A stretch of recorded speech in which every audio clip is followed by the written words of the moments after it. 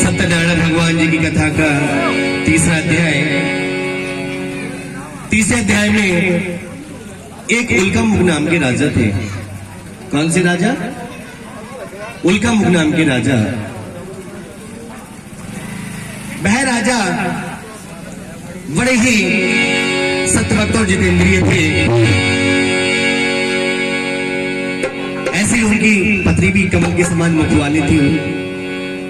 एक बार वह दोनों राजा रानी एक भद्रशिला नदी के किनारे भगवान जी का पूजन कर रहे थे। उनकी रानी के बारे में कहा गया है कि महाराज के एक मायक मूर्ति, महाराज के एक मायक मूर्ति, मृगनयनी सुंदर नारी, महाराज के एक मायक मूर्ति, मृगनयनी सुंदर नारी, अपने पति परायण प्रभा, एक बहनी पाती की प्यारी, अपने पति परायण प्रभा, एक बहनी पाती की प्यारी। जब वे राजा और रानी उनकी बहुत सारी प्रजा उस भद्रशिला नदी के किनारे जब पूजा पाठ कर रहे होते हैं, उस नदी का आज के समय में नाम है सोनभद्रा नदी। क्या नाम है? सोनभद्रा नदी।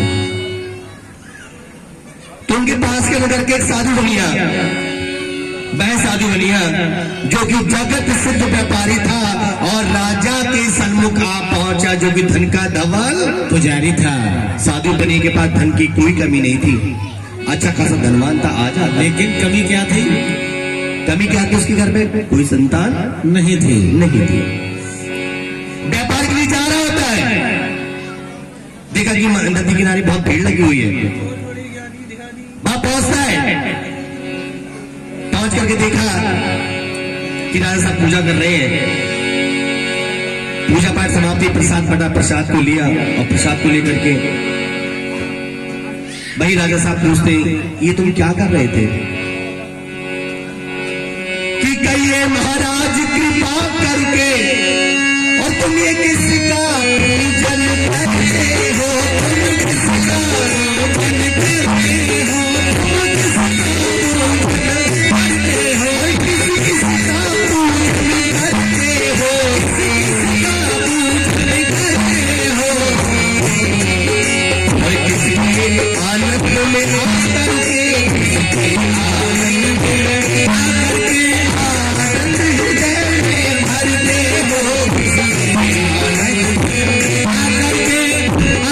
हृदय में भरते हो?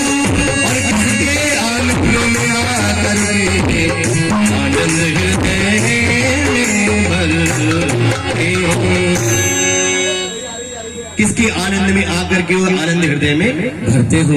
महाराज क्या कर रहे हैं? महाराज ने कहा, ही बनिया, ये हम सत्यनारायण भगवान जी की कथा पूजन कर रहे हैं, विष्णु भगवान जी का पूजन कर रहे हैं। इनकी ही कृपा से हमारे यहाँ धन धान्य की वृद्धि होती है, निर्धन धनी होते हैं, बंधी बंधनों से मुक्त हो जाते हैं और निर्विहीनों की संतान प्राप्त होती है और सारे मनोरथ पूर्ण होने के बाद में अंत में वैकुंठ धाम को चला जाता है। तो साधु बने कहने लगे कि हे महाराज, यदि आपके बताए मेरे घर पर यदि लड़के के बजाय यदि लड़की भी जन्म ले लेगी तो मैं अपने घर पर भगवान जी का पूजन जरूर कराऊंगा। मैं ऐसा संकल्प लेता हूं कि कामना पुत्र की जो करके और पूजन उपचार विधान करे,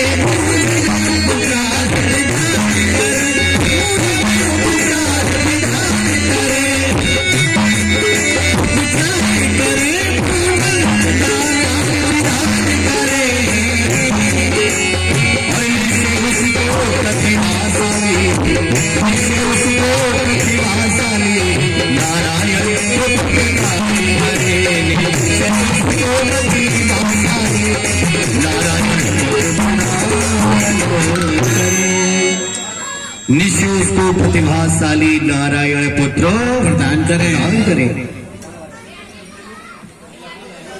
बनी ने संकल्प लिया, घर आया, घर आकर के अपनी पत्नी लीलावती से कहा, हे लीलावती, आज हम एक ऐसी व्रत पूजन को देख करके आए हैं, सुन करके आए हैं, जिससे सुख समृद्धि, सुख संतान इत्यादि प्राप्त होती है। देखो हम उसका प्रसाद लाए हैं। लीलावती कहने लगी, ही साधु महाराज, हमारी ऐसी कहां भाग्य संतान प्राप्त हो, हमारी आधी आयु तो बीत चुकी है, 20 साल शादी को हो गए जी। तो साधु महाराज कहते हैं, लीलावती, कहते हैं कि 12 बरस के बाद तो घोड़े के दिन भी फिर जाते हैं, पलट जाते हैं, आप चिंता ना करो। उन्होंने कहा, लीलावती कहती है, अपनी जीवन नैया है प्राण धनी, कैसे स्वच्छंद बहावेंगे, जीवन नैया है प्राण धनी, कैसे स्वच्छंद बहावेंगे, जब भंकर बटोरल खावाएंगे, कंकर बटोरता माया जुड़े, आगे कहाँ से आवेंगे, आगे कहाँ से आवेंगे, जब कंकर बटोरना लिखा भाग्य में, तो आनंद कहां से आवेंगे। तो साधु मानने का कि ही लीलावती, चिंता मत करो, ये चाहे तो एक तिनके को डुबो सकते हैं पानी में, ये चाहे तो एक तिनके को डुबो सकते हैं पानी में, और ये चाहे तो एक पत्थर को भी तैरा सकते हैं पानी में। इनकी महिमा बड़ी ही अपरंपार है। ये सुनकर के लीलावती चुप हो जाती है, प्रसाद को खा लेती है, और जब प्रसाद को खा लेती है, कुछ महीने बाद लीलावती जो थी वो गर्भवती हो जाती है। जब लीलावती गर्भवती हो जाती है, 9 महीने के भीतर, और जब प्रसव काल भी आया है, जब प्रसव काल भी आया है,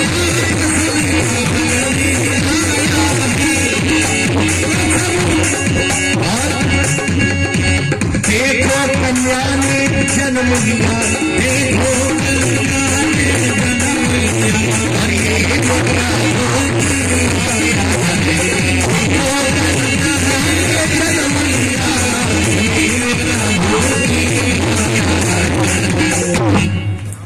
देखो कन्या ने जन्म लिया, ये इन प्रभु की माया है। 9-10 महीने के बाद जब कन्या का जन्म हो जाता है, साधु बनिया बड़ा प्रसन्न हुआ। 11वें दिन उस कन्या का नाम पर संस्कार किया गया, खूब भंडारा किया। कन्या का नाम कलावती रख दिया गया। जब कन्या का नाम कलावती नाम रख दिया जाता है, सभी लोग बड़े प्रसन्न हुए, और प्रसन्न होने के बाद में कुछ महीने बीते, लीलावती को याद आ गई। लीलावती ने कहा, हे साधु महाराज, आपने जो पिछले साल भगवान जी की कथा का संकल्प लिया था कि जब भी हमारे कोई घर में संतान होगी हम उस कथा को कराएंगे, देखो भाई समय आ गया है, अब भगवान जी की पूजा, कन्या ने जन्म ले लिया है, हाँ भगवान जी की पूजा कथा करा लो। साधु बने कहते कि लीलावती, तुम जानती हो अभी अभी हमने कन्या का नाम पर संस्कार किया है, कितना भंडारा किया, कितना पैसा खर्च किया है। जब चेतेगा अपना धंधा तो 2 पैसे घर में आएंगे, और उसी से हम सत्यनारायण भगवान जी की पूजा कराएंगे। तो जरूर थोड़ी अभी करवा लो। साधु बने व्यापार के चक्कर में इतना मगन हो गया, जो कि भगवान जी की पूजा पाठ को भूल जाता है, भगवान जी की पूजा नहीं करवाया जाता। तो कुछ साल बीत गए, लीलावती ने और कहा कि पूजा करा लो, अजी नहीं। लीलावती को डांट दिया करते, चिल्ला दिया करते थे कि तुम्हें पूजा की पड़ी रहती है, यहाँ व्यापार में कमी आ रही है, पूजा पाठ नहीं कराई। कन्या बड़ी हो गई, कन्या विवाह लायक प्रयोग हो जाती है, और जब पुत्री बिहाने योग्य हुई, और मन चिंता उस व्यापारी के, मन चिंता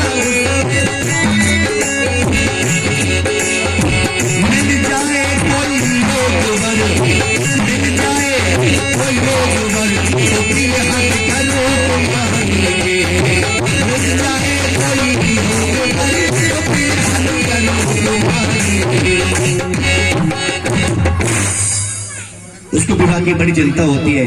एक अच्छी वर की तलाश करके ढूंढ ढांड करके उस कन्या का विवाह वर के साथ में कर दिया जाता है, परंतु विवाह के बाद भी वो उस व्रत पूजन को करना भूल जाते हैं। भगवान जी की पूजा पाठ उन्होंने अपने घर पर बिल्कुल भी नहीं करवाई।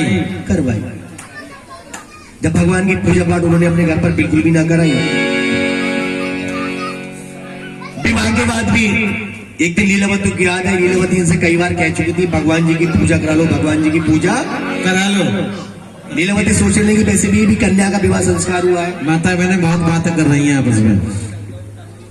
हाँ, लीलावती कहने लगी एक तो भी वैसे भी कन्या का विवाह संस्कार हुआ है, अभी मैं इनसे ज्यादा कहूंगी करो, पूजा तो नहीं करेंगे, पूजा और मेरी कर देंगे ये धर्म पूजा। यानी डर के मारे लीलावती ने नहीं कहा। उस जमाने में स्त्रियां अपने पतियों से कितना डरती थी, बहुत ज्यादा। अच्छा, अब नहीं डरते हो। तो जब लीलावती बेचारी चुप हो गई, अपनी धर्म पूजा क्यों कराए वो, तो उन्होंने अकेली कन्या थी, जमाई साहब को घर पर रख लिया। दोनों ससुर जमाई दूसरे नगर में जाकर के व्यापार करना शुरू लगते हैं। रत्नापुर नगरी चले आते राजा चंद्रकेतु के नगर में। वही दोनों बनिया बेचने लगती हिंग मिर्च और धनिया, सूखा हुआ धनिया। व्यापार शुरू, जब व्यापार शुरू हो जाता है, एक दिन की बात है, दिन में व्यापार किया करते थे, रात्रि में राजा के महल के किनारे आकर के विश्राम क्या करते थे। एक रोज क्या घटना घटित हुई, एक रात्रि कुछ चोर राजा का सामान चुरा करके भाग रहे थे। उन चोरों ने घबरा करके धन को बाहर रख दिया, जहां पर रात्रि में ससुर जमाई विश्राम कर रहे थे। जब रात्रि में ससुर जमाई विश्राम कर रहे होते हैं और इतने में आए राजदूत और पकड़ भैंस को लेते हैं,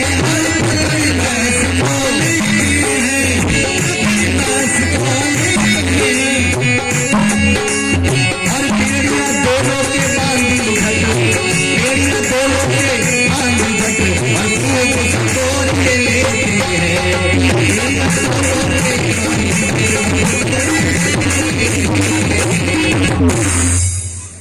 हाथ पैरों में बेड़ियां डाल करके जेल में डाल दिया जाता है। उधर घर पर भी ऐसी नौबत आ जाती है, लीलावती कलावती के घर पर जो भी धन रखा हुआ सब वो सब चोर चुरा के उधर भी चोर चुरा कर ले जाते हैं। दोनों माँ बेटियां अकेले घर में रहा करती थी। एक रोज चोरों ने मौका पा करके दोनों माँ बेटियों को बांध करके डाल गए, और जो भी घर में अन्न वस्त्र जीवन वस्त्र जो भी थे सबके सब चोर चुरा के ले जाते। उधर वो जेल में पड़े हुए, उधर घर में भी चोरी हो जाती है। भगवान ने संकट का ग्रहण डाला। संकट आते तो एक साथ आते हैं कहा जाता है। दोनों ने जब जेल में पड़े हुए, उधर चोरी हो गई, वह इधर जेल में पड़े हुए और घर में नौबत ऐसी आई, घर में नौबत ऐसी आई, नौबत ऐसी आई।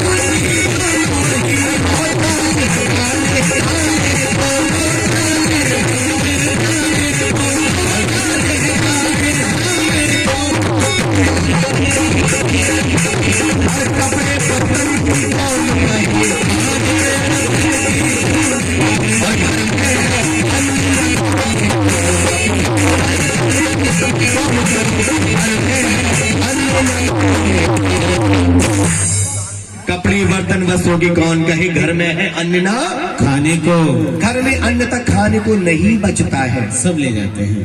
सब चोर चुरा के ले गए। लीलावती कलावती के हालात भी कुछ दिनों के बाद में भिखारियों जैसे हो गए। माँ बेटियां भिक्षा मांग करके गुजारा करने लगी। जब माँ बेटियां भिक्षा मांग कर गुजारा करने लगती हैं, एक दिन की बात है, संध्या काल के समय माता ने कहा कि बिटिया कुछ जाके मांग लाओ जरा गांव में।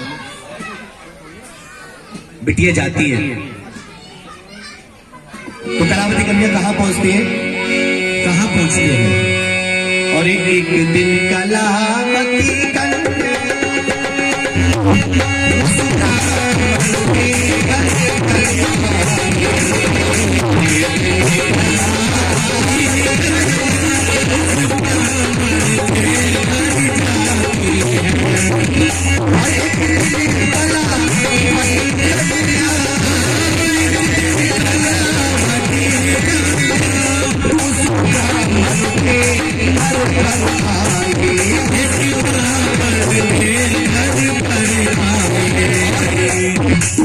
कलावती ने क्या देखा? जैसे हम सब लोग मिलकर के भगवान जी का पूजन कर रहे हैं, भगवान को याद कर रहे हैं, ऐसे ब्राह्मण जी को अपने घर में पूजन कर रहे थे। श्री सत्यदेव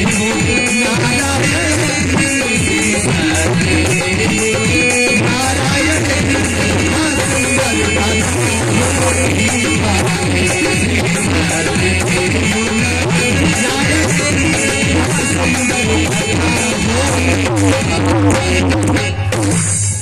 श्री सत्यदेव नारायण की वह सुंदर कथा होती पाई।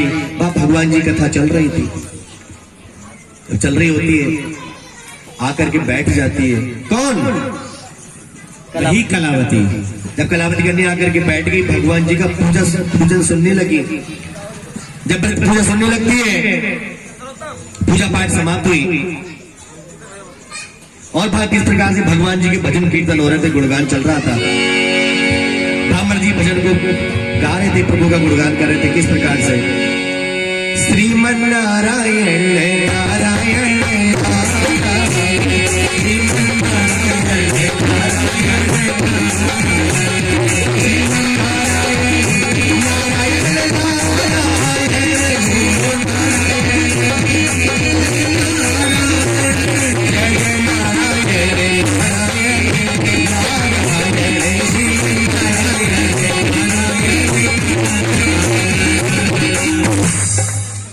जब भगवान जी का गुणगान चल रहा होता है,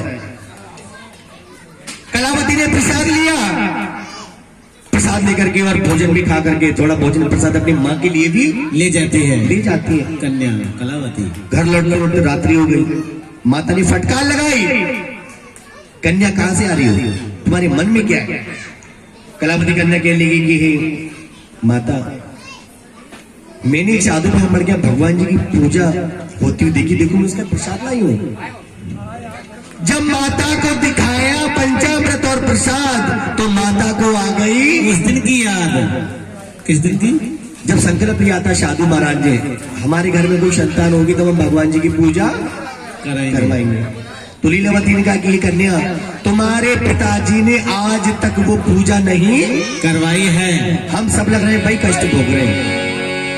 तो जैसे तैसे वो लीलावती कलावती ने भिक्षा मांगी और भिक्षा मांग करके अपने घर में भिक्षा मांग करके ऐसे ही भगवान जी की पूजन को कर रहे हैं और भगवान से प्रार्थना कर रही है। दोनों माँ बेटी किस प्रकार क्षमा याचना मांग रही है प्रभु से कि तारा है सारा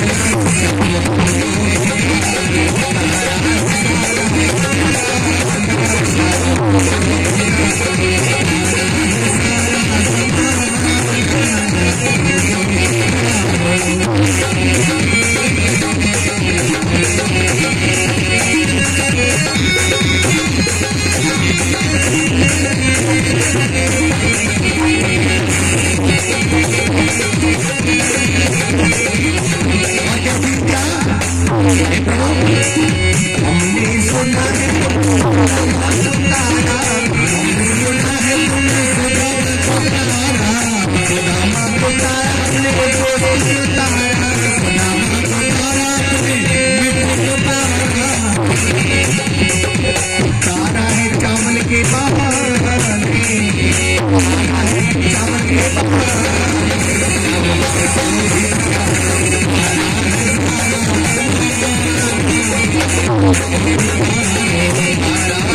सारा जहान हमको जीता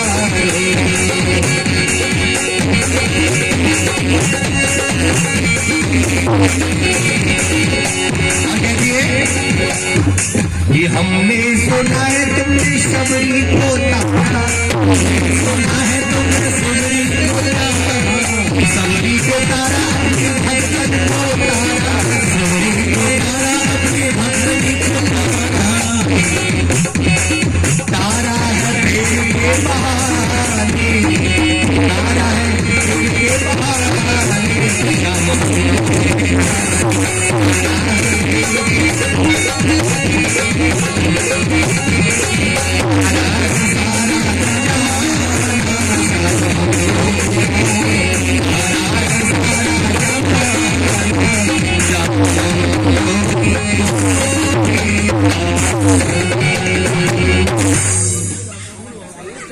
तो जब भगवान से प्रार्थनाएं करती हैं और प्रार्थना करने के बाद में भगवान प्रसन्न हो जाते हैं, भगवान जी ने रात्रि में उसी राजा को स्वप्न में दर्शन दिया। राजा चंद्रकेतु को कहा कि हे राजा, इन दोनों बनियों को प्रातःकाल होते ही छोड़ देना, जितना धन तुमने लिया है, जो भी सामान लिया है वो सब दे देना जी, नहीं तो हम तुम्हारा पुत्र आदि राजपाट सब कुछ नष्ट चौपट कर देंगे।